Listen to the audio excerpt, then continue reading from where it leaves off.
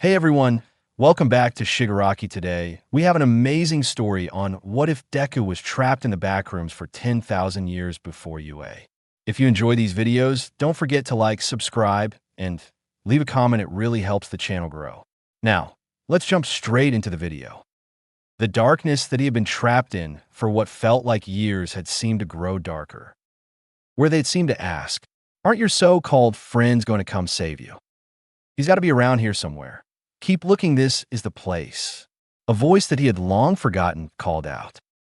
He heard people searching desperately, as if their lives depended on it. Suddenly, a large explosion went off, causing a crack of light to appear. "Hey, we found something," someone yelled out. "What did you find?" a familiar voice asked. A crack in the wall opened up. "Looks like there is a hidden room here," the first voice answered. "Is there someone nearby who could break this wall? I'll go get them." "Will I finally leave this darkness? Can I finally leave?" "Remember, it's their fault you've been here," the darkness reminded. The small crack suddenly grew in size as a fist went through it. The small crack became a small hole. Slowly, the hole grew in size. When the hole grew to a decent size, the light became blinding as it hit me. The last thing I heard before I went unconscious were the words I never thought I'd hear in this life. "We found Midoriya. Mission report. Assault on Akiji warehouse." The warehouse had been a popular gathering place for all kinds of lower villains. It was discovered that they were holding some type of prisoner in the underground sector of the warehouse. The assault was led by Eraserhead, Gran Torino, and Cementos with the help of many heroes, including a few from Class 1A. As the assault began, many villains fled the scene rather than try to fight against the heroes. The villains that stayed caused trouble for the many of the heroes. A few heroes went to the underground sector to find the prisoner. The prisoner was revealed to be Izuku Midoriya, hero named Deku and a member of Class 1A from UA, who had gone missing almost a month before. After freeing an unconscious Midoriya, the heroes captured the remaining villains, and Midoriya was rushed to a nearby hospital. The doctors discovered that while Midoriya did not have any life-threatening injuries, his body was unnaturally weak and he was malnourished. It appeared that Midoriya was sealed in a room with no access to any sunlight for an unknown amount of time. Once Midoriya finally awoke, he was questioned and hoped to discover what exactly had occurred during his kidnapping. Midoriya revealed that he had no memory besides being trapped in a dark room. Doctors ran more tests to make sure that Midoriya was clear to leave. After the tests finished, the doctors told Midoriya that he was to return to his home to recover for 1 month, and he was not to attend school. The doctors also told Midoriya that he was not allowed to perform duties as a hero for 3 months. 1 month later. "Honey, are sure that you're fine? I mean, you could take some more time off." Inko asked her son. "Mom, I understand that you're worried, but I'm fine. I need to go back to UA now. I did as the doctor said and waited a month, but I need to continue my studies," Izuku told his mother. "Izuku, can you promise me that you'll be more careful from now on?" Inko pleaded with her son. "Mom, I promise. I'll be more careful. I'll try not to worry you anymore," Izuku reassured his mom. Izuku left his home and began his walk to UA. While he walked, he could help but think about how his nights have been. Each night would be the same. Izuku would have a nightmare about being trapped in the darkness. Each time he'd hear a voice telling him something he couldn't understand. Izuku never told anyone about these dreams. He knew that if he did, that he might be kept away from fulfilling his dream of being a hero for longer. If having to stay away from school wasn't hard enough, he had been constantly under watch and had to get numerous tests to make sure his health was good. Luckily, everything had calmed down over the last couple of days. Not realizing how long he had been lost in his thoughts, Izuku reached the gates of UA. He entered and went to his dorm to see if anyone was there. Once Izuku reached the dorms, he realized that nobody was around. While it was a Sunday and there wasn't school, the fact that nobody was there seemed strange. He went into his room and noticed that the door was locked and he hadn't gotten his key. "Fine, I guess I'll go look around then," Izuku said to himself. He walked around the dorms. Remember how life had been before he was kidnapped. Izuku went into the lounge area and sat on a couch as he thought back to that day. Izuku was patrolling the city, as was the requirement given to the students to help them prepare for the average day of a hero.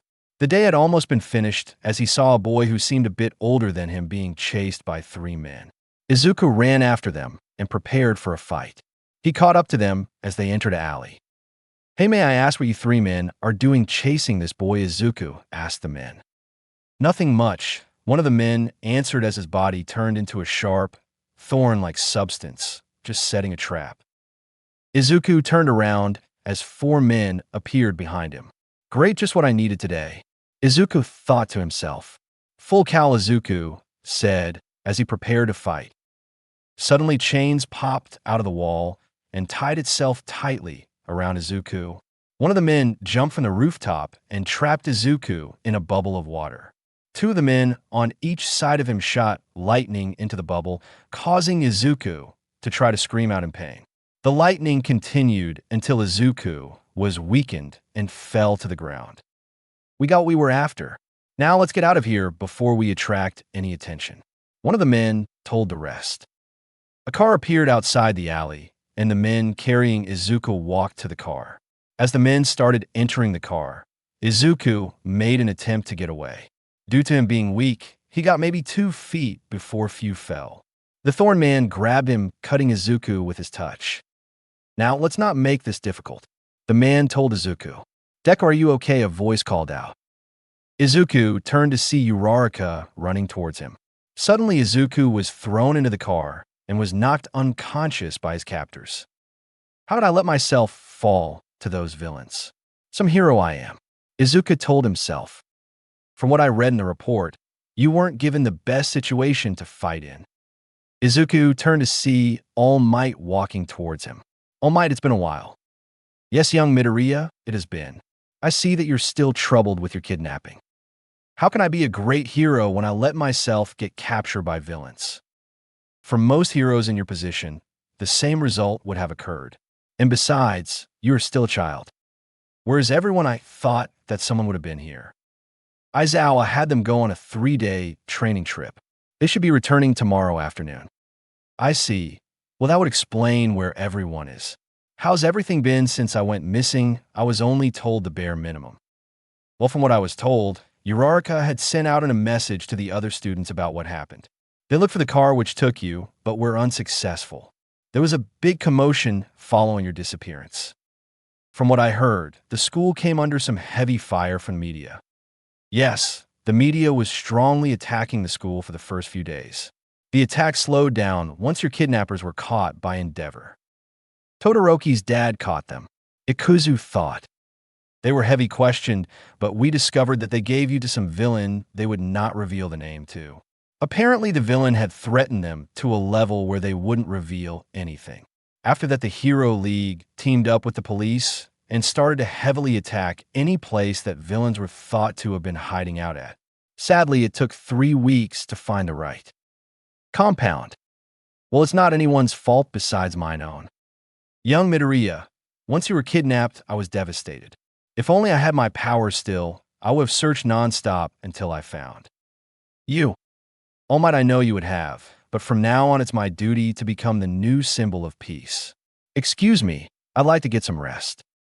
Izuku walked away from All Might and towards his room. Once he entered his room, he laid on his bed and just let the quietness enter. "You know he's lying, right?" a voice told him. "Even without his powers, he should have still been out looking for you." Izuku tried to ignore the voice, but it seemed to only grow louder. "Why do you think it took so long for them to find you? Why did you lie to All Might? You don't have a duty to do anything. Why should you have to help those who didn't care enough to find you faster? You already lost one person close to you due to a hero's carelessness." Izuku started to become angry hearing the voice. "It haunts you, doesn't it? The thought that Stain might have been right." "Shut up," Izuku yelled. "You don't know anything about me. If anything, I know you better than anyone. I am your own thoughts after all." "What's wrong? Why didn't you finish him off?" Izuku heard the voice ask him. "Because that's not what a hero is supposed to do," Izuku answered as he started to head home for the night. "You're saying that even with the beating you gave him, It's a bit funny hearing that from you. I only did what I had to do to stop him. Is that right? Then why did you hit him even when you knew he was unconscious? Ikuzu kept walking, trying to ignore that the voice might have been right. Well, it isn't like you to be quiet in one of our little fights. The voice teased. I just don't feel like arguing with you right now. Izuku told the voice. You know the truth, and you still try to lie. We both know that no matter what, I won't lie to you, and you can't lie to me after all. Hey Midoriya, welcome back. Todoroki greeted. Hey Todoroki, how'd your patrol go? Izuku asked. It went fine. There wasn't much happening in my area. What about you? I had a bit more excitement than you. There was a bank robber and I stopped him before he got too far. Seems like you did have some excitement. Did you have any trouble? Not much. His quirk wasn't very useful in the situation. He could temporarily stun somebody, but I stopped him before he had a chance to use it. Well, that's good to hear. All right, I'm gonna go shower. I'll talk to you later. Izuku walked off towards his room and shut the door as he entered. He placed his backpack on his bed and grabbed a towel.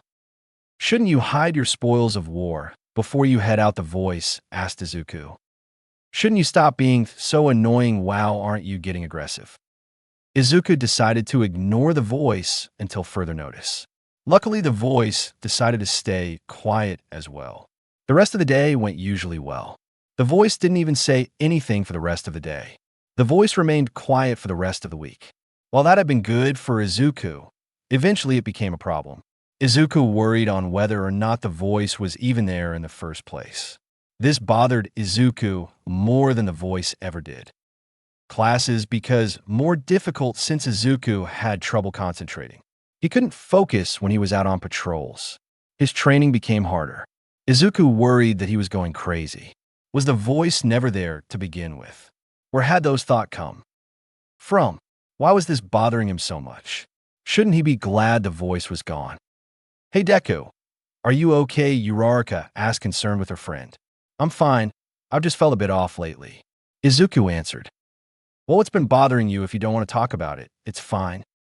No, it's just that I haven't been able to focus much lately. Well, a lot has happened, and it's normal for you to not be able to focus. Yeah, I've been doing better, but sometimes life has just felt more like a dream lately. What do you mean by that? Well, I always wanted to be a hero, but I didn't think I could. Now that I am a hero, it doesn't feel real sometimes. Well, it is real, and you should be glad it is. And hopefully you can get focused. We got the big test coming up. We need to pass so we can become second years. You're right. Well, let's study. We need to get as high of a grade as possible. The day was here. The big test had finally come. The test had been broken down into 3 main parts. The first was the written exam. The second was also a written exam, but it focused on hero duties. The final exam was a practical exam. The first exam went smoothly for Izuku. Since he'd been able to focus, he was able to study. The second exam went just as smoothly as the first. Izuku knew all the answers and had no difficulty in either. 1. Finally, the practical exam came. For this, it was similar to the original first battle trial. The only difference was this exam was a one-on-one battle where the goal was to stop the villain. The first few rounds went well. Ida stopped Uraraka. Todoroki beat Mineta, obviously. Tokiami managed to beat Tsu. Now it was time for the 4th round. Aizawa stood in front of the class and drew 2 slips of paper from a box. The hero will be Midoriya, and the villain will be Bakugo. Aizawa said, showing a bit of anxiety. The class became a bit nervous hearing the 2 names being read. Well, Deku, looks like I get my chance to fight you after all. You better not fucking wimp out, or I'll kill you. Bakugo threatened. I wouldn't try to wimp out. I get to see how much stronger I've become. Izuku answered. While Bakugo entered the building, similar to the one for the first battle trail, Izuku waited for the okay to start. After 10 minutes, Aizawa gave Izuku the okay. Izuku rushed in preparing for a sudden attack to come from Bakugo. A few minutes passed, and there was no sign of Bakugo. Izuku searched for his opponent, but was unable to do so. Suddenly, the wall next to Izuku exploded, sending debris toward Izuku. Before he had a chance to dodge, Izuku had an arm grab him and was slammed on the ground with an explosion. Izuku looked up to see Bakugo standing above him, holding him down with a disappointed look on his face. "Fucking pathetic," Bakugo said. Izuku, realizing that he might lose the battle, became angry. How was he about to lose? Why did Kakin seem disappointed in him? Why wasn't he winning? "Mamai, I look like you are in quite the pickle." "Well, why are you losing?" a familiar voice asked. Izuku looked around, trying to figure out where the voice had come from. That hit him. The voice from before was back. "Do you want to disappoint Kakin? Isn't that what you're thinking, or is that what you were telling yourself?" the voice asked. "What do you really want?"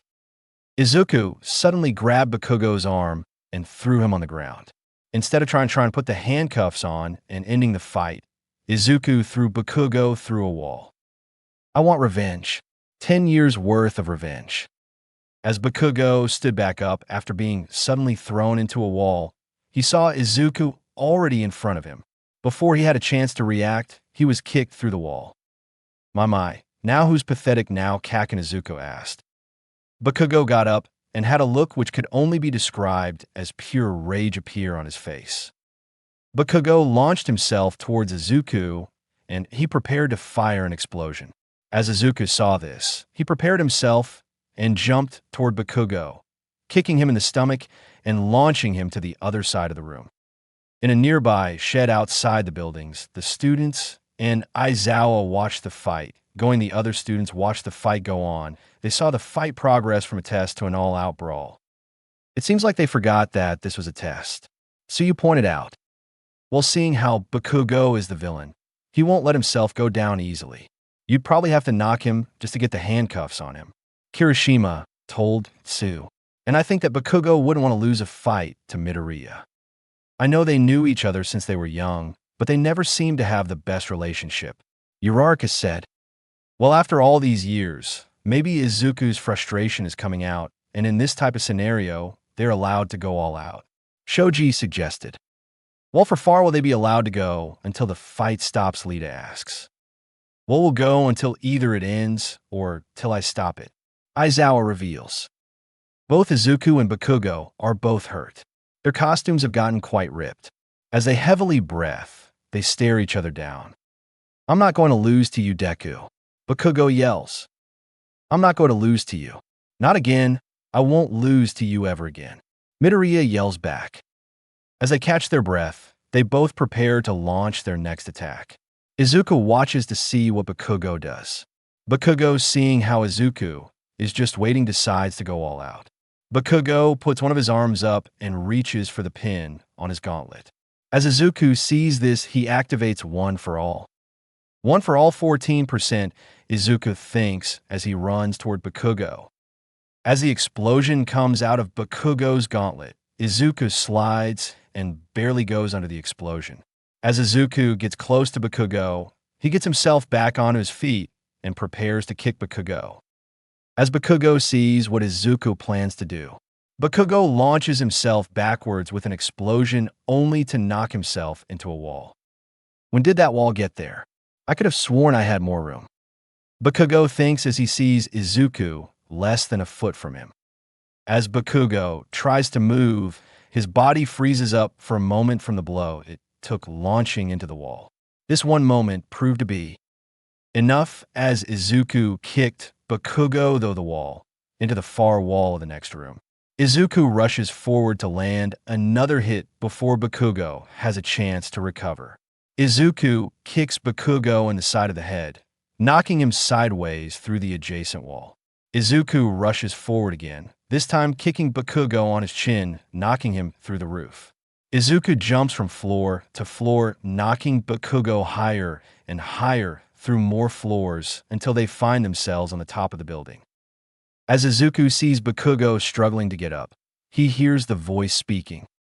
Finish him off. Finish getting your revenge. This is what he deserves for all the years he's made you suffer.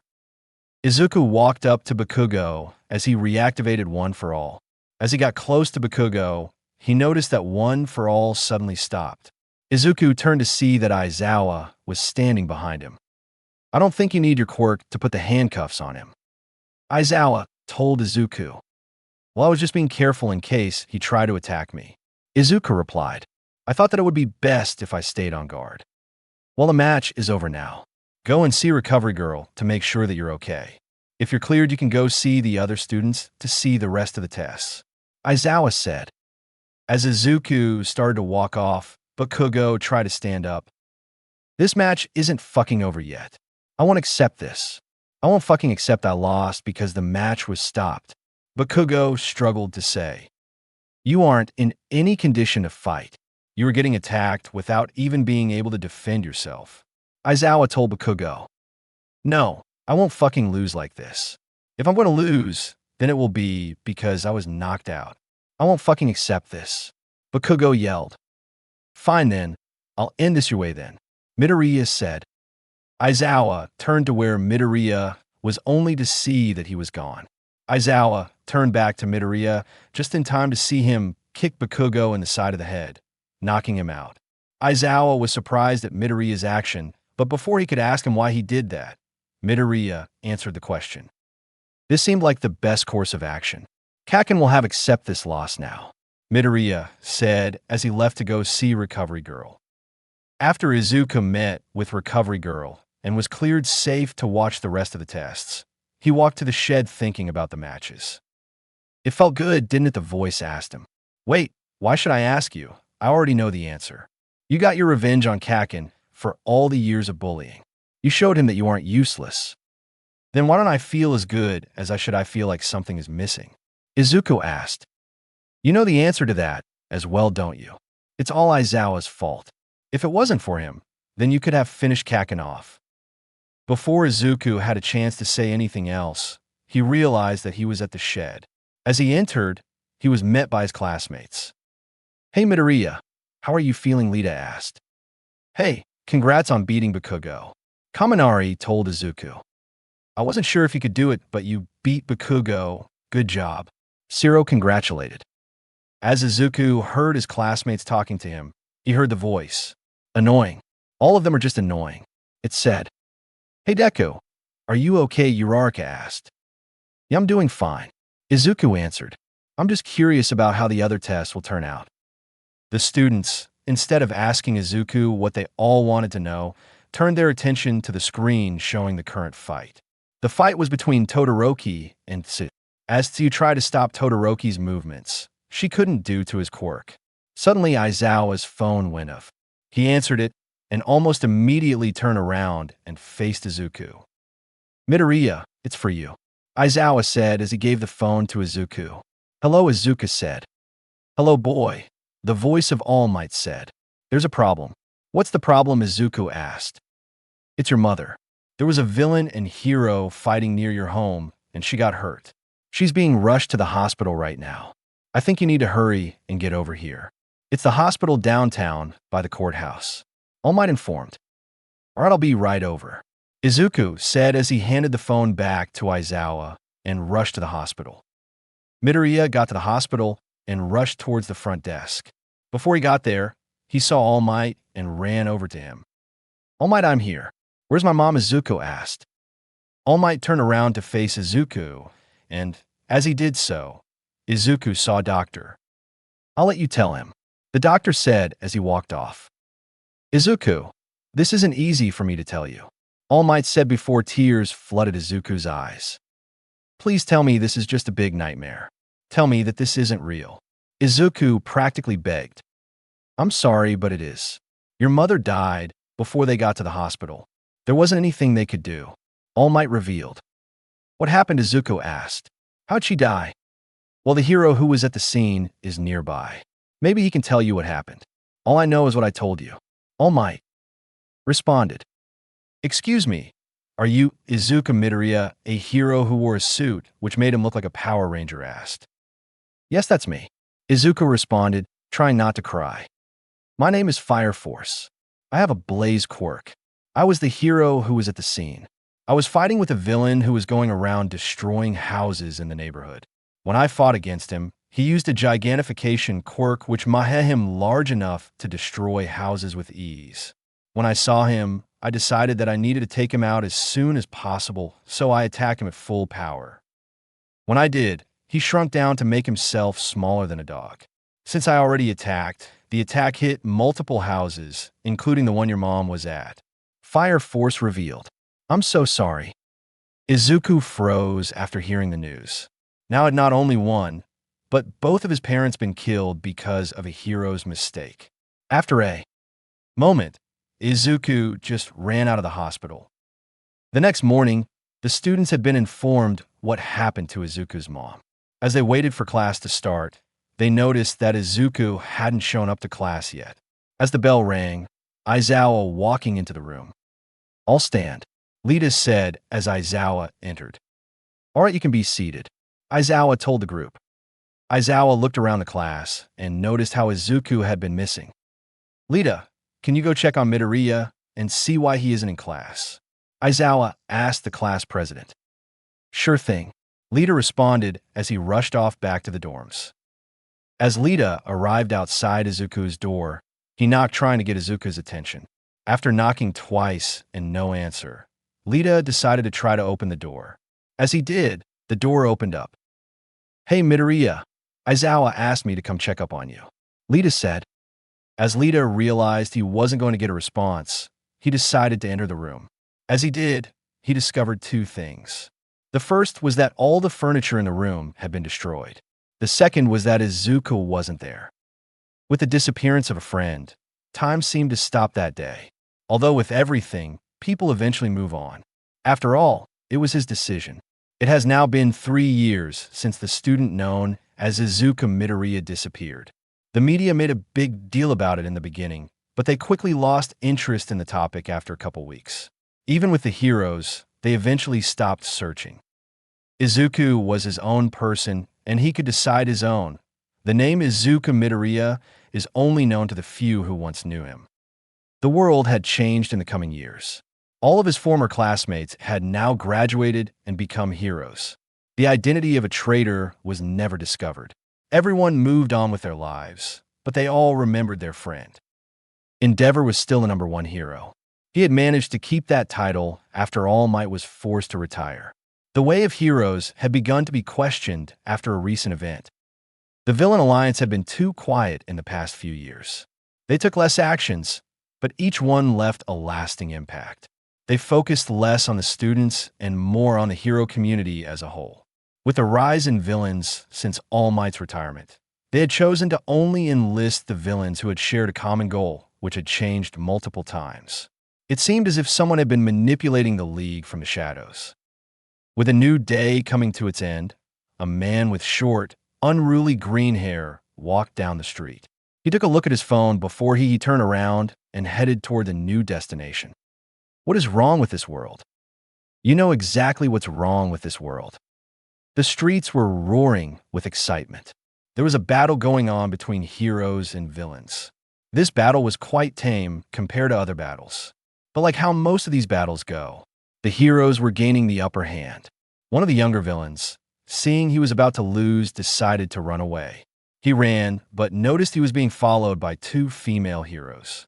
One of the heroes wore an outfit that made her look similar to a ninja. The other wore an outfit that made her look like a witch. "Stop! You're only making this worse on yourself," the witch hero yelled. After running for a few more minutes, the young villain ran into a dead end. He turned around and saw the 2 heroes right behind him. The villain simply wore chainmail over his clothing. Fuck, why is this happening?" The villain yelled in frustration. "Those pricks tricked me. I didn't know what they wanted me to do." It's a crime to work with villains. That makes you a villain yourself, and you will be treated like one. You should have thought about that before you decided to work with them, the ninja hero explained. "Please, I'll never do it again. I just desperately needed some money. I didn't have a choice," the villain begged. "I'm sorry, but that's just how the law works," the ninja hero repeated. This is only his first offense, and you can obviously tell he is scared out of his mind. "Are you sure you can't just forgive this one mistake?" a new voice asked. The heroes turned to see a young man standing behind them. He had short, unruly green hair. He wore a green windbreaker jacket with a white shirt underneath. He had on gray pants and red shoes. "Excuse me, sir. This is a villain. I suggest you leave the area," the witch hero warned. "Let's see, We have the Kunoichi hero Etheria, and I believe a second-year student at UA, the young witch Merlin. The man commented, shocking the two heroes. He's just a kid who was desperate and made a bad mistake. Can't you just overlook this one mistake? Merlin, don't let your guard down. I don't like the look of this guy. Etheria warned. Look, I don't want to fight. I only will if you attack me first, so let's just keep this civil. The man suggested.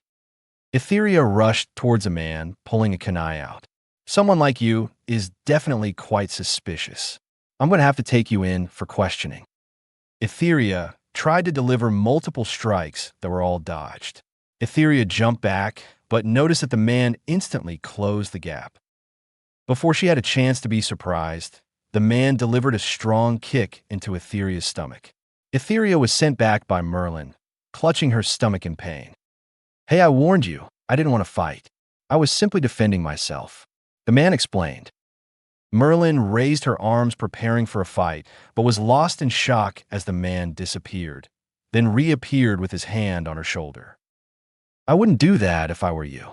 I'd really rather not fight you, but the moment you try to attack me, you will be in a similar position too. Etheria, the man warned.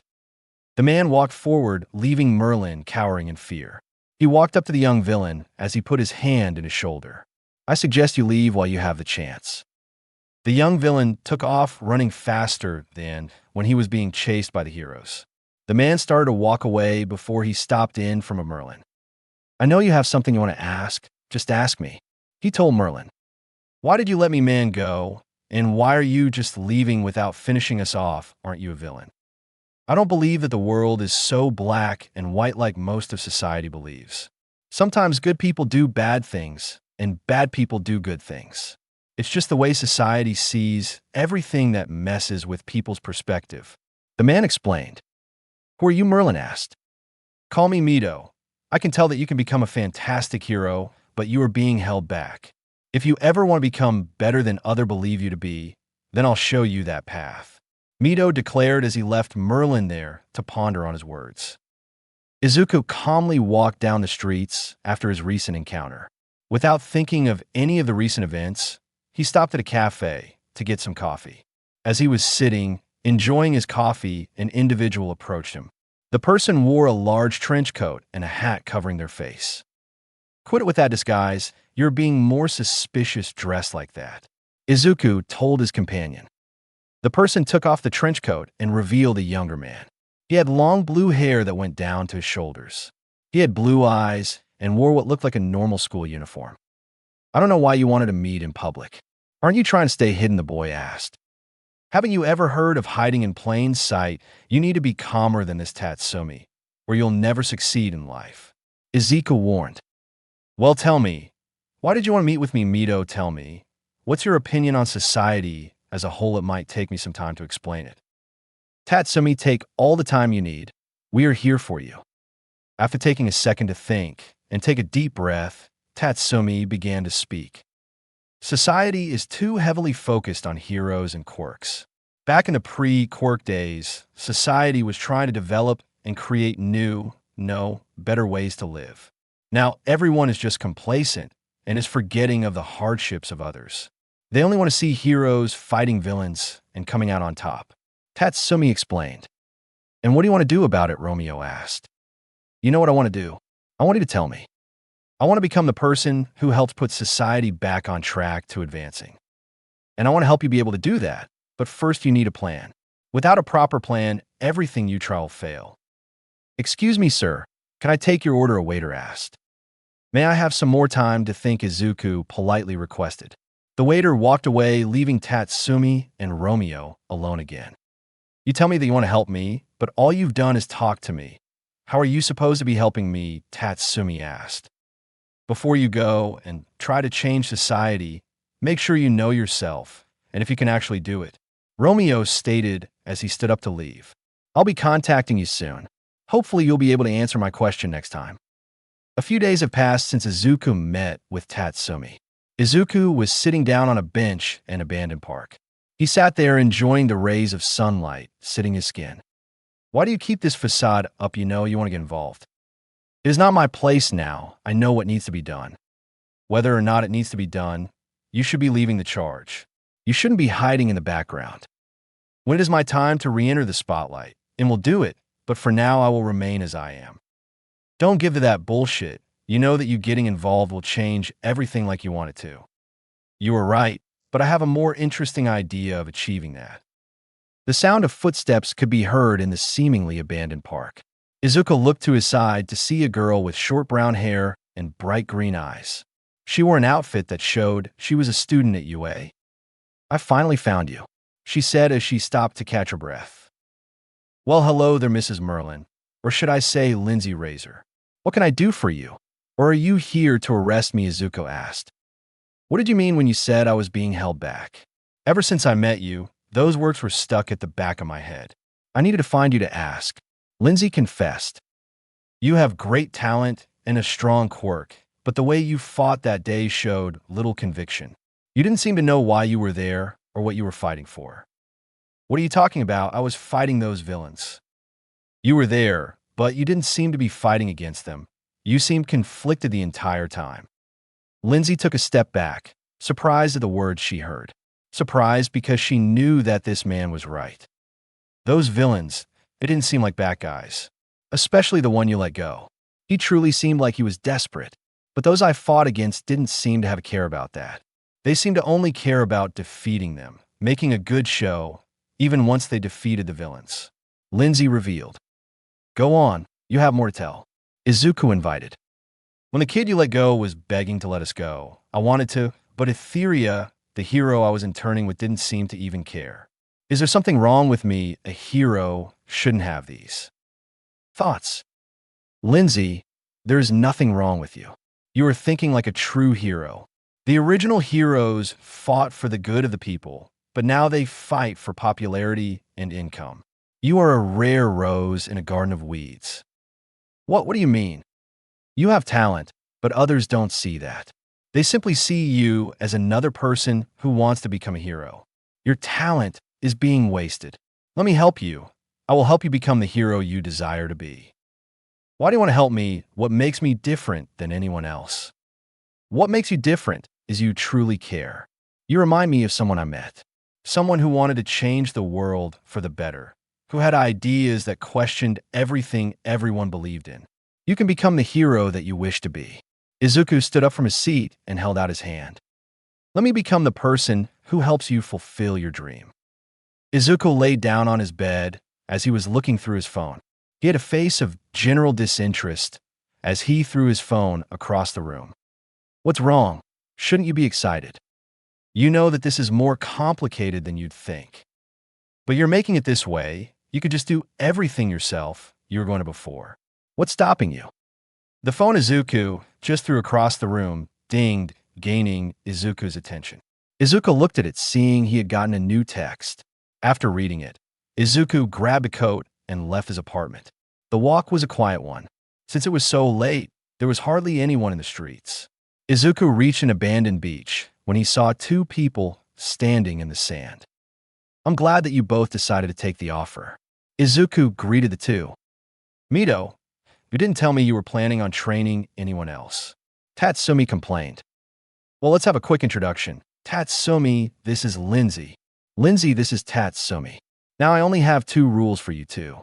Rule 1 is to try not to learn about each other's goals. The second is to have each other's back when they are in trouble." Izuku instructed.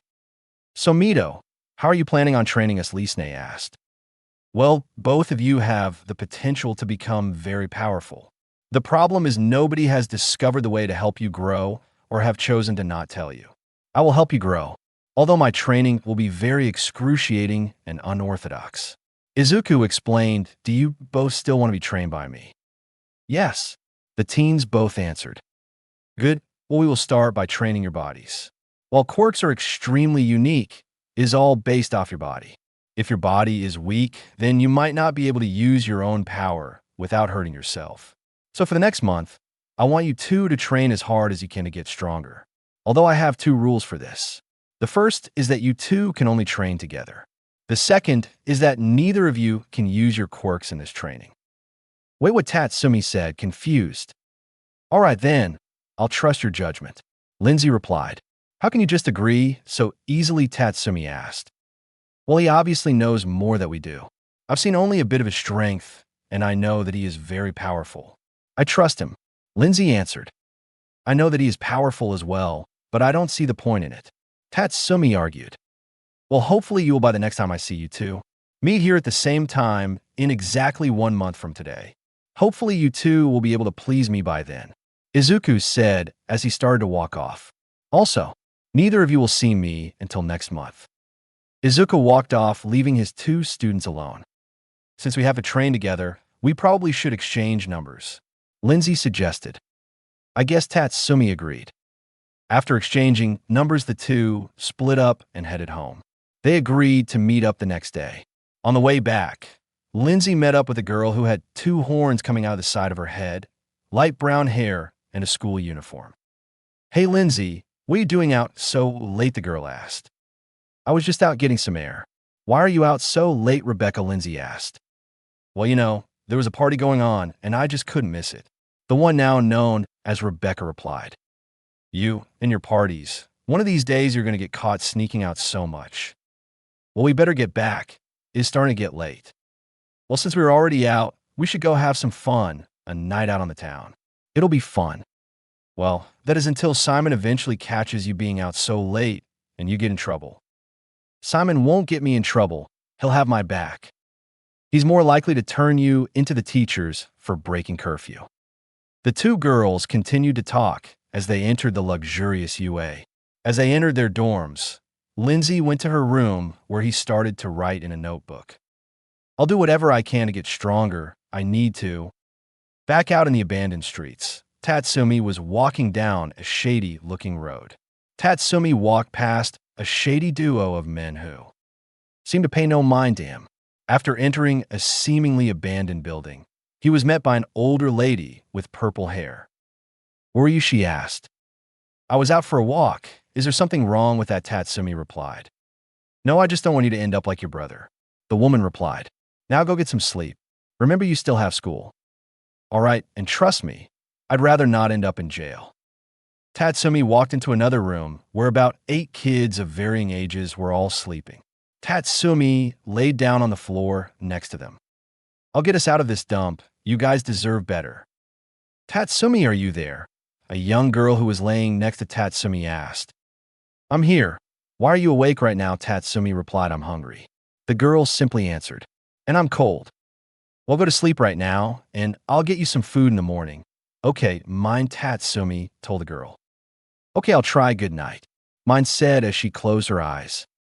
Tatsumi tried to sleep, but after a while, he got up and looked at the clock. Tatsumi left the building and started to walk towards a pier where there was a ship docked. Tatsumi walked up to a man who was standing by the ship with a clipboard. Do you have any work for me? Tatsumi asked the man. Oh, Tatsumi, we got a shipment to unload. We start in about 20 minutes, so just wait, the man said as he walked onto the boat. Tatsumi sat down on a nearby bench as he stared up at the moon. I'll definitely make our lives better. Out at the beach they had been meeting at for the last few weeks, Lindsay and Tatsum were sparring. Each one was throwing punches and kicks, and the other would attempt to either block or dodge it. But throughout the spar, Lindsay kept getting distracted. If you seriously think you can be a hero, then become one. Work hard, and you'll be a great hero. Why? Why did you do it? Please tell me this isn't true. I can tell that you can become a fantastic hero, but you are being held back. Do you seriously think that you can become a hero when you are related to him? Lindsay blocked the punch coming at her. She grabbed Tatsumi's arm and threw him over her shoulder. When he landed on the ground, Lindsay put a knee on his chest and held her fist in front of Tatsumi's face. All right, you win, Tatsumi admitted. Lindsay got off Tatsumi and helped him off the ground. What got you so worked up suddenly? Tatsumi asked. What are you talking about? Nothing is bothering me, Lindsay calmly replied. Lindsay, we've been training together almost every day for the past month, and I'm very observant. I can tell when something is bothering you. Talk to me, Tatsumi insisted. After a moment of defiance, the wall Lindsay tried to hold fell. It's just... Lindsay took a deep breath before she started to speak again. My brother was a small-time villain. People recently found out, and, well, it isn't going well. Is what they're saying getting to you? It is a bit. Instead of seeing me as myself, people are only seeing me as someone related to a villain. It isn't fair. His choice doesn't involve me, so why is it affecting me? People, they are very fearful, even if they don't show it. They don't know how to act in a situation they don't understand. Just remember that you have friends who care for you and know the real you. You do have friends, right? Of course I have friends. I'm more worried that you don't have friends with how much time you spend training. Tatsumi, hearing this, turns his face from a concerned friend to an upset rival. You know what? Let's spar again. The loser has to buy the other lunch, Tatsumi suggested as he got into a fighting stance. All right, I hope you're ready to pay up, Lindsay replied as she got in her own fighting stance. The two were sitting inside a McDonald's with Tatsumi enjoying a Big Mac. Lindsay seemed less happy as she was sipping on a milkshake. Hey, I know you won, but couldn't you have bought something less expensive, Lindsay asked. I'm not made of money. Well, I really wanted a Big Mac, so no, I couldn't, Tatsumi replied. Just wait until I win. I'm going to make you spend all your money on me, Lindsay declared. Well, you have to beat me first for that to happen. And I've won all 5 of our lunch bars so far, Tatsumi bragged. Just you wait. One of these days I'll beat you, and it will be glorious, Lindsay gushed. A crowd of teens all entered the restaurant, disrupting the conversation. The teens made their way toward the register until they noticed Tatsumi and Lindsay. One of the teens signaled to the others, and they all walked over to the table. The teen had short, bleached blonde hair and wore a white shirt and slacks. He seemed to be the leader to the other 3 teens. Well, look what we have here, guys. We have the girl who dreams too big. Hey, how about you quit now, and maybe I'll let you work under me, the teen spat. What do you want, Jack? Lindsay asked. Just like I said, I want to be work under me. It is probably something you're used to, being under people, that is. Jack jabbed. Fuck you, you don't know anything. The only thing you know is how to inflate your ego, Lindsay hissed. Jack reached down, grabbed Lindsay by the jaw, and pulled her up beside him. Don't try to act so tough. You don't have your group of pansies to protect you now. You better not piss me off if you know what's good for you, Jack threatened. Fuck you, Lindsay said, so she spat at Jack's face. You bitch, you're going to regret that. Jack, with a look of pure anger, raised his fist. He tried to strike at Lindsay, but couldn't move his fist far enough. He turned to see Tatsumi holding his arm with a face of an equal amount of rage. The fuck are you trying to do? Or you seriously try to piss me off as well? Jack bellowed. I think you aren't used to this situation right here, but I'm not afraid of you or your little groupie you have. If you try doing anything to her, then I'll make sure to fuck up your pretty little face, Tatsumi threatened. Don't you just think that you're the real shit? Jack hissed. Why don't you just put your money where your mouth is? As long as you'll be a real man and won't have your hussies join in. No, I don't need them to defeat trash like you. Just give me a time and location and I'll be there. Tonight at 10, meet up at Magnolia Beach. We'll settle things there. Jack signaled to his group and they all left the McDonald's. After they left, Lindsay realized what happened and snapped back to reality. You can't just go and fight him, Lindsay commanded. And why can't I? Tatsumi asked. I've seen him fight before. The way he fights is dirty. He'll hurt you, and he won't stop until he feels he's beaten you enough. You can't go. If you're going for me, then don't. I don't need you to do this for me, Lindsay insisted. Do you seriously think that I'll lose? I won't lose, and I'm not just doing this for you. I hate the type of person he is, and I want to shut that smug face up, Tatsumi explained. This won't be something like a spar. He'll try to humiliate you in front of a crowd of people. His quirk is quite strong. You aren't going to talk me out of this. I've forgotten real fights before. I know how it is. You can either come and watch or you can hear about it afterwards. Tatsumi left the restaurant and started to walk down the road. Lindsay left and began to follow him. I'm not planning on letting you go to that fight alone, Lindsay told her friend. I wasn't planning on going alone anyways, Tatsumi replied. The two continued to walk until they reached a building that looked abandoned. Tatsumi stopped outside the building and Lindsay stayed by his side. Yo, Iroh, get out here, Tatsumi shouted. After a few moments, a guy who seemed to be in his late teens came outside. He had long silver hair that was tied in a ponytail to the bottom of his neck. He had green eyes and wore a tracksuit. "What do you need?" Iroh asked. "We have business. Let's get going," Tatsumi told Iroh. Tatsumi turned around, and Iroh just quickly caught up and followed him. Lindsay, realizing she was being left behind, quickly ran to catch up.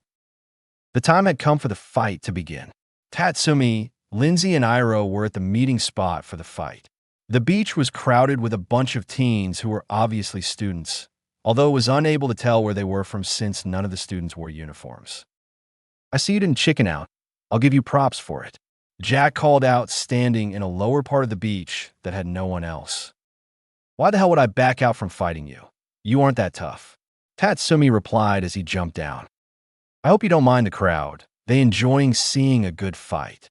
It's fine. They'll get to see you humiliated after I beat you. I'll teach you the consequences for messing with a UA student." "You were a UA student? I didn't have a clue. But that doesn't change anything. I'll still kick your ass. I'll give you the name of the one who will beat you today. Jack Williams, 3rd year, UA Hero Class 3B. Remember that name because I will become the new #1 hero. Tatsumi Holmes, 2nd year, Kitsubutsu Academy General Studies, Class 1D. Carve that into your skull as the person who will humble you." The two stared each other down as they prepared to fight. Everyone in the crowd watched with excitement, except for Lindsay, who had a look of fear. "Do not worry, Tatsumi will win. I've seen him fight many tough opponents in the past," Iroh assured Lindsay. "This isn't just any person, though. Jack has been trained to use his quirk to fight villains.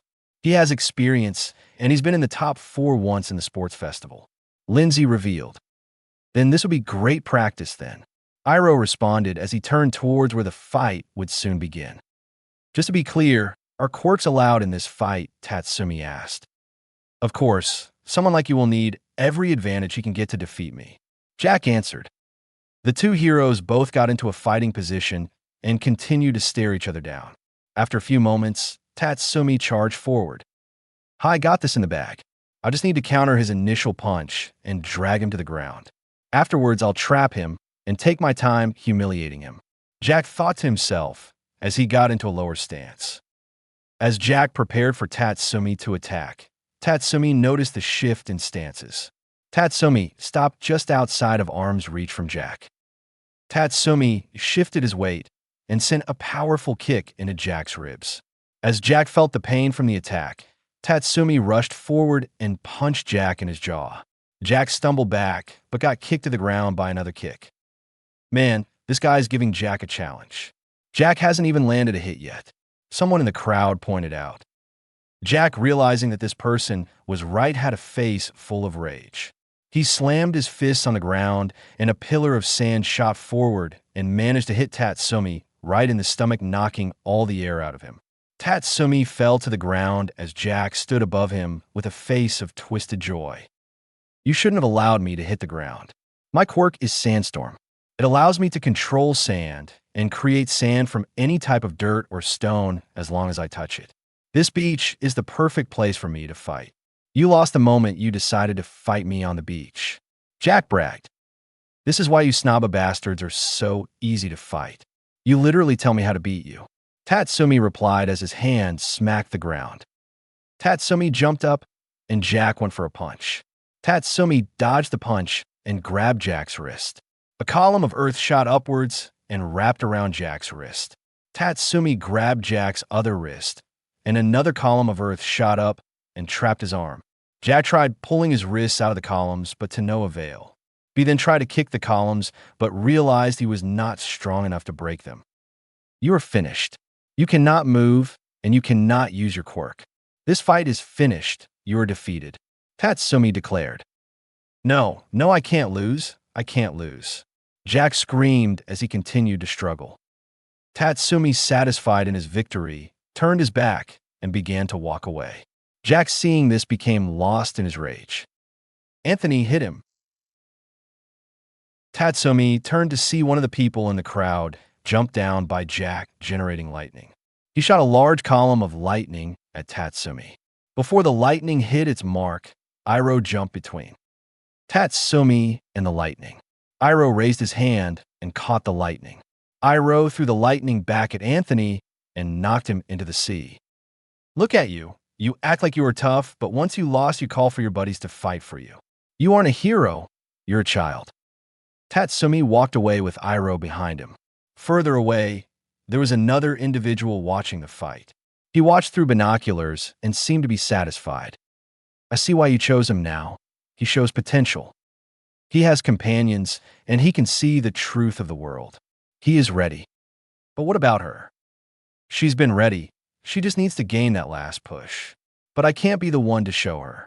She needs to discover it on her own. The clouds in the sky seemed to block out the blue. The grayness that showed caused concern to those who forgot to grab their umbrellas. Tatsumi was walking back to the place he called home. It was exactly 1 month now since he had last seen or heard from Mito. He walked into the seemingly abandoned building, which was unexpectedly quiet. Tatsumi headed towards the bedroom before he saw an older woman who had short purple hair. She wore a lavender dress with an apron over it. "What are you doing here so early?" the woman asked. "School got out early, and I decided to head back since I'm not prepared for rain," Tatsumi replied. "You didn't even go to school today, did you?" the woman questioned. "Let me guess, you went out to work at the docks again." "So what if I did with my grades? I'm still in the top 3 in grades in my entire year," Tatsumi argued. "The problem here is that you are supposed to be in school every day. You can't just decide to skip school whenever you feel like it. The teachers couldn't care less if I miss a day or two. All they care about are grades. I work much better not being there." "That doesn't matter. I don't want you turning out like what?" Tatsumi raised his voice, shocking the woman. "Like what, Yaga? Like my brother? Like the person who tried his best to make sure we were all well fed and taken care of? Your brother was a villain. He's only called that because of this fucked up society. He never hurt anyone. He never used his quirk to attack. But because he used his quirk at all, it was decided he was a villain. He only ever robbed a few places that had more than enough money to spare. He didn't need to do it. He could have simply just worked, and everything would have been fine like it is now. Yaga, I don't know what fantasy world you're living in, but this world isn't perfect. Our lives are far from perfect. We are barely getting by. We all go to sleep cold, hungry, barely making it. But does anyone care about people like us? It isn't so easy to help people like us. It wouldn't be so hard if most of our tax money wasn't used on those heroes. All they do is play hero while living however they wish with little to no rules, but no one ever changes anything. Things are changing. With what happened at UA a few years ago, things are beginning to change. No, they aren't. The heroes are just as destructive as they were before. The only exception is some of the more recent heroes. But most are the same as they'll ever be. Look, I just don't want to see you go down the same path as your brother. I did everything I could, but he wouldn't let me help him." Hearing these words, Tatsumi let off a laugh. "You help him, you are the one that sold him off to the heroes. You're the reason he's in jail," Tatsumi hissed. "I tried to get him to stop, but he wouldn't. He wouldn't leave this path. He was starting to gather followers. If I didn't stop him then and there, then he would have gotten into a worse situation," Yaga claimed. "I was there when the heroes came and arrested him. But do you know what they did? Do you know exactly what happened? My brother, Andrew, he surrendered. He didn't fight back. Neither did his friends that were with him. But do you know what the police report says the reason when they got to jail they were beaten and bruised? That hero, he beat them even when they surrendered. Then he told the police that they attacked him. There wasn't a scratch on him. The police believed him, and now his sentence became a lot worse. He should be out by now for what he did, but because of that fucker, he still has 20 years on his sentence," Tatsumi explained. "You don't understand how things work in this society," Yaga argued. "No, I fully understand.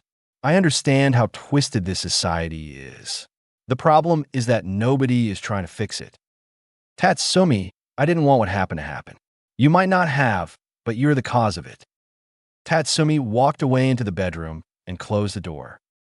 Lindsay sat quietly waiting in that cold, hard chair. She hadn't been here in a while. This was important enough to her that she decided to miss school. She sat behind the glass window, waiting for a few minutes until he appeared.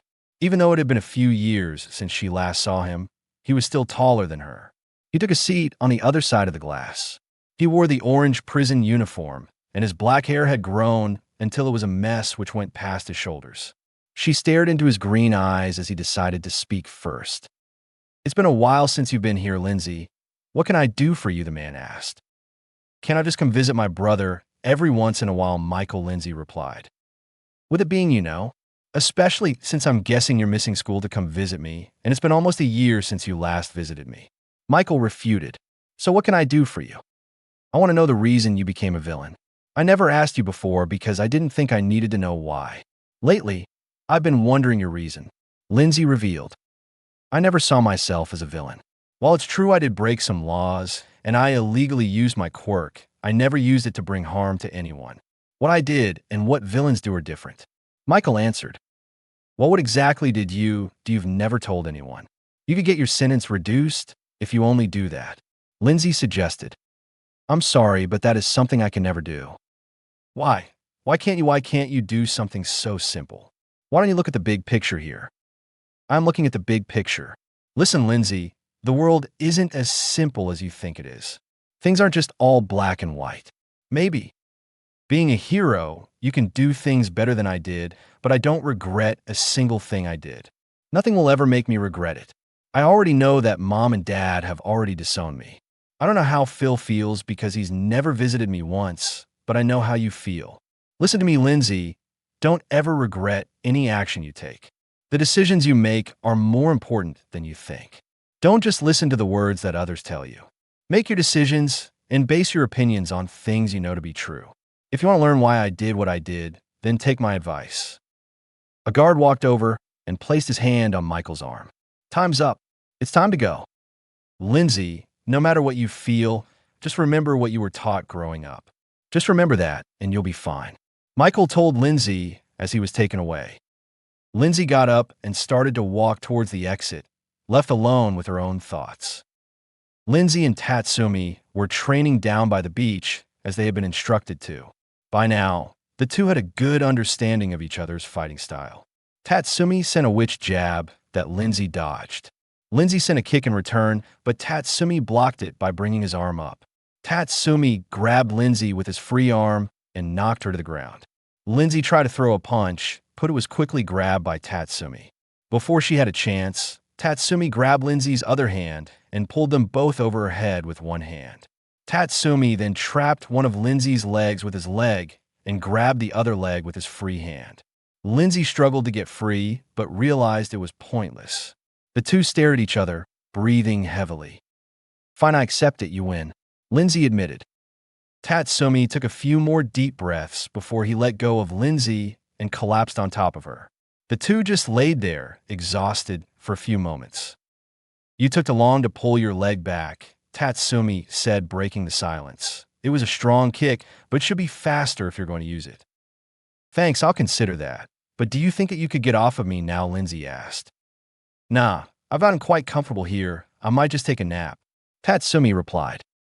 "Well, I still have class in a little more than an hour, so I have to leave soon," Lindsay said. "So you'll have to find another place to sleep." Tatsumi pulled his head up and looked right at Lindsay. He noticed that she was serious, then started to get up. Fine, I'll get up. But remember I won, so that means you owe me some food," Tatsumi commented. I know, I didn't forget. Just tell me where, and I'll buy you some food," Lindsay replied. "I'm not sure where yet, but I'll make sure to let you know when I do," Tatsumi told the brunette. A sudden clapping was heard, shocking the two teens. The two turned, and was Mito clapping with a bag by his side. "That was a very good fight. You both look exhausted. You look like you could use something to drink," Mito asked. "Well, it's about time you showed up. You were supposed to meet us a week ago." "Where were you?" Tatsumi yelled, pointing a finger at the green hair man. "Sorry, I got a bit preoccupied and couldn't make it. But I am here now, and I'll say, I'm quite pleased with the progress," Mito replied. "Well, what do you have to drink?" Lindsay asked, walking over. "I don't have anything to drink," Mito answered. "Didn't you just say that you had drinks?" Lindsay stated. "No, I said you guys look like you could use something to drink." I never said that I had anything to drink, Mito replied. The two teens had a look of annoyance after hearing him. Mito grabbed the bag beside him and started to walk away. Wait, now you're just leaving? Aren't you supposed to be helping us get stronger? Tatsumi asked. I'm going to. This Friday, meet me at the abandoned factory in the outskirts of Northern Kyoshi Ward. Then we'll get to the next part of your training. Lindsay sat in her class, writing notes as her teacher taught the lesson. Since she was a part of UA, she had the pleasure of being taught by a pro hero. Right now, she was being taught language arts from Present Mike. She loved being in this class, even though she felt she could be doing better things. Listen up, listeners, we have a special guest today. She's taken some time out of her busy schedule to come to speak to you all about being a pre-hero. Please give your attention to Uravity. Lindsay got excited when she heard that. Uravity was one of her favorite heroes. She instantly recognized her when she walked into the room. Uravity had on a pink and black full-body suit. She wore long, slim pink boots that went up to her knees. She wore a pink belt, which could be seen to store an assortment of items. Her brown hair extended to her mid-back. She wore a pink helmet that had a pink visor that went over her eyes and nose. Uravity took off her helmet and gave a large smile to the class. Hello, as you've been told, I'm Uravity. I've been asked to speak to you today, but first, do any of you have any questions to ask me? Each of the students was equally surprised that there was a moment of silence before every hand shot up. Uravity was surprised seeing each hand go up, but laughed seeing how enthusiastic each student was. All right, you in the front, what's your question? Uravity asked. I want to know, how did you manage to create a hero agency while you were so young? A student asked. I'll tell you, it wasn't easy. I formed the agency with Froppy and Creati, and even with all three of us, it was difficult. Luckily, we were able to afford the property, and we've been doing everything to try and build our agency while keeping to our responsibilities of being heroes. Uravity answered. Any other questions? A girl in the back of the chose stood up as she was chosen. Is it hard being a pro hero? Well, it is difficult sometimes, but the way it feels to help people makes it worth it. I don't think that I want to do any other job. Uravity replied. Are you still close to anyone who you went to school with? A guy asked. Well, I was always in the same class as Froppy and Creati, and now I share a hero agency with them. I still talk to Chargebolt and Red Riot from time to time. I've done some jobs with Ground Zero, and Icy Hot. I still can't believe he chose that for his hero name. And I meet up with a couple others occasionally. Uravity explained. Have you ever made a mistake that you wish you didn't? A quiet voice asked. Uravity took a deep breath before she answered this question. It isn't usually a mistake that is the issue. Usually, the thing you regret is either not being able to help people or questioning if you did the right thing. When you're out in the field, you don't get time to make a decision. You have to decide what to do in an instant. Sometimes that doesn't let you make the best possible. You have to learn to live with your mistakes and not let them define you. All right, listeners, we have time for one more question. Present Mike announced as everyone raised their hand again. Uravity looked around until she stared right into Lindsay's eyes. You towards the back. Let me hear your question. How do you deal with the people who think that what they did was the right decision? How do you deal with the villains who think that they're doing good things? Lindsay asked. Those are usually the hardest people to deal with. Sometimes people become villains because they don't have any other option. That doesn't excuse their crimes, though. You need to remember what you've been taught. Being a hero means that you keep the peace. That means you even need to take those people down as well. Uravity replied. The class went silent for a minute, listening to what they've just been told. Uravity clapped her hands together, surprising the class. All right, now for the real reason I'm here. This is something that is happening in classes across Japan. A new drug has been flooding through the underworld called beta. It is a drug that increases the power of a quirk and the quirk user. It has become a problem. After it is used, the user's quirk becomes damaged and it is weaker. This is causing people to keep using beta. But after repeated uses, their quirk becomes damaged even with the drug. If you hear anything about beta or about anyone using beta, then make sure to let either your teachers or a pro hero know. Tatsumi walked into an abandoned warehouse where he saw Iroh looking at a board filled with papers. Some of the papers were filled with all kinds of information, and some were just pictures. There were pieces of yarn connecting many of the pictures. Tatsumi walked up and added a new picture to the board. A new person? I thought that we already got all the suspects. Iroh commented. Well, this person was originally thought to be a suspect, but it was soon decided that he couldn't be.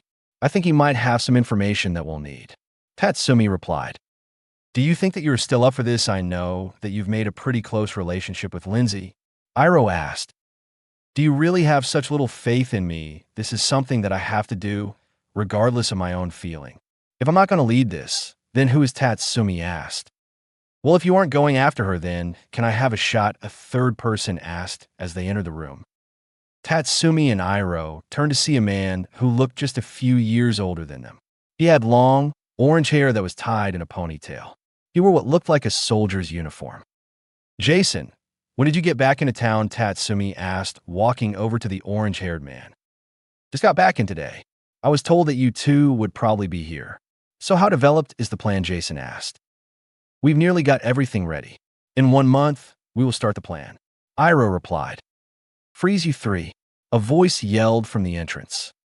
The three turned to see a hero standing at the entrance. The hero was a woman who had a full bodysuit which looked like blue scales.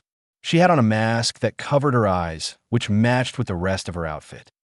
Ah, if it isn't the hero Lizardy, Iroh said as he recognized the hero. Pretty lame name if you ask me. Tatsumi commented. What do you three think you're doing here? Lizardy asked. Lizardy looked around and got a look at each person. Wait, I remember you. You were a part of the Saitama incident. And after all this time, I thought that I'd finally be free of that. It's been 4 years. Can you get off of my back? Jason asked. I'm taking all 3 of you in for questioning. Lizardy said as her body began to split apart. Looks like we're about to have some fun. Jason replied as the door to the warehouse closed. Thanks for watching.